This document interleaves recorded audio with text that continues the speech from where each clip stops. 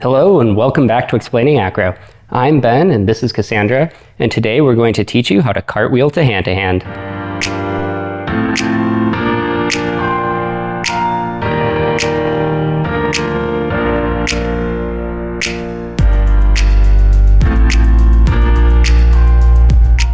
We love using this trick in our performances because it allows us to go from the ground to a hand-to-hand in a quick and somewhat surprising way for the audience.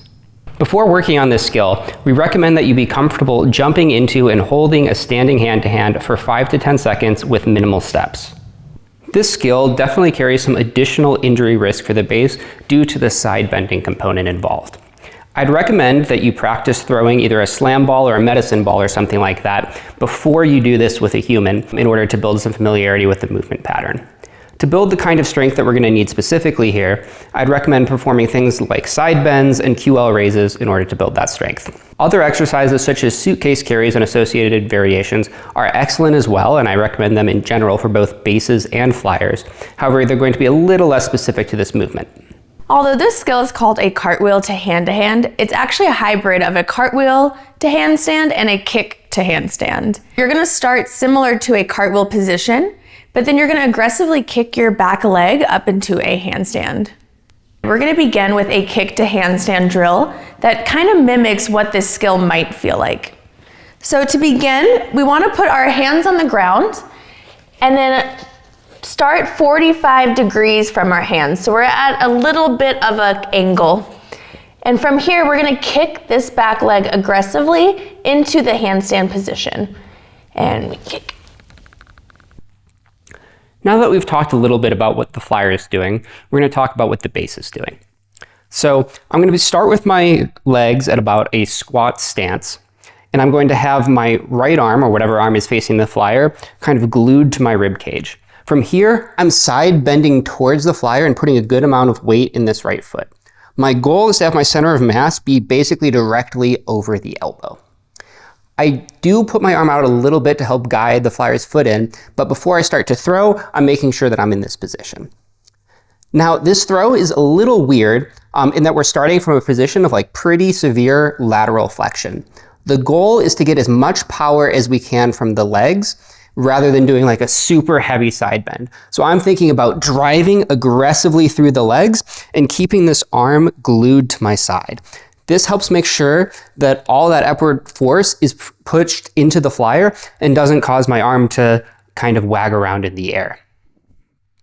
By doing this, we're able to give a moment of weightlessness, and that's when we can start to straighten up and push through the arms. Now that we've talked a little bit about what we're doing individually, it's time to start putting things together. For this first progression, we're just going to focus on how the flyer is going to load into the base's elbow. We see a few ways to get into this skill. One of those ways being with the flyer already starting with their foot on the base's arm. And although this position might seem easier because there's less moving parts, it's not the most athletic starting position and not always great for performances.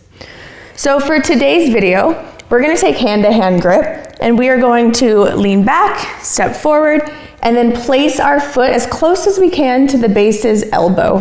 I'm lifting my arm up a little bit here so that she has a clear spot to step. Once the foot is on that elbow, I'm bringing it to my thigh into that position that we talked about earlier. And flyers, once we feel that, then we can step onto it and pour our weight on top of that foot. And that's all we're doing for this progression. Let's do this a couple times so that we feel that the flyer is balanced kind of forwards and backwards, and that the base feels that they're in a nice position where they're ready to throw.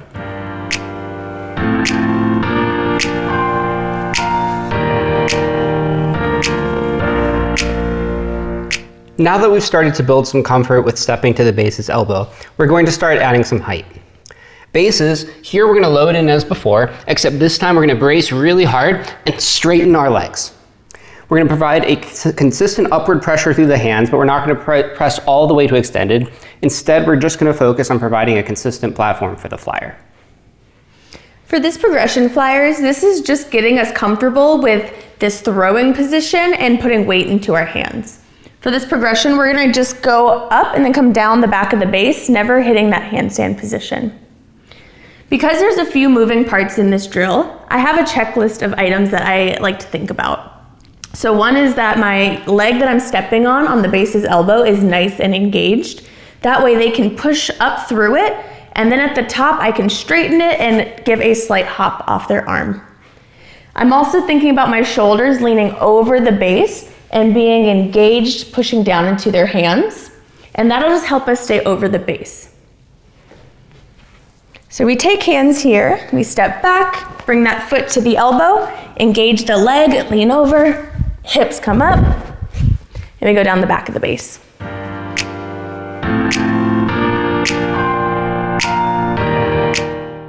Now we're ready to try the full skill. The goal of the previous progressions for the base was to get comfortable loading and to figure out how to start throwing using just the legs. At this point, we're ready to start pushing through the arms in order to help the flyer move their center of mass on top of the base. Commonly, I see bases stop pushing about here, and it's going to have a bit of a clunky landing because the flyer is still at a bit of an angle and their center of mass needs to move from basically this shoulder to directly over my hips. By continuing to push up and through, the hands get level and I'm able to even help pull a little bit with this left hand in order to help the flyer stack, so that even if I'm coming back to a low hand-to-hand, it's going to be a much smoother ride. Flyers, now that we're doing the full skill, we're going to be aggressively kicking up into that handstand position.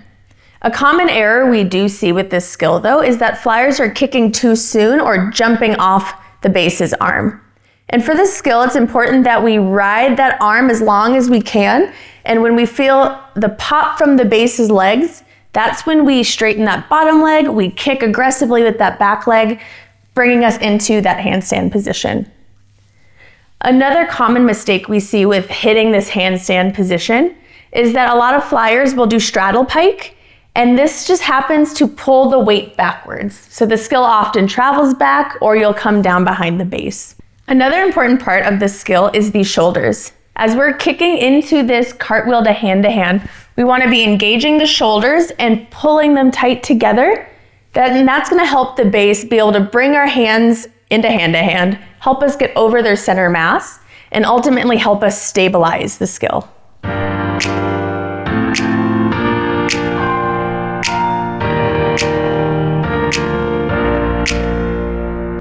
As you start to have some success with this skill and really start to master the technique that we've taught here, pretty quickly you're going to realize that the full expression of this skill is the cartwheel to extended hand-to-hand.